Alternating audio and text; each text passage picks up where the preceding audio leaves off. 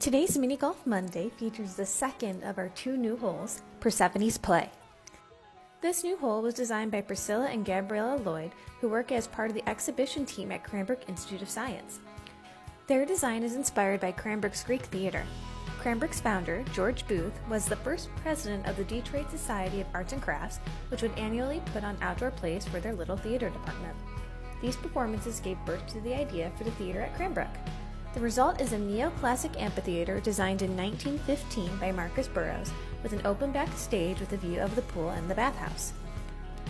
The flow of the hole begins at the top of the stepped semicircle seating area, where players traverse the tiered area to guide their ball to the second part of the hole.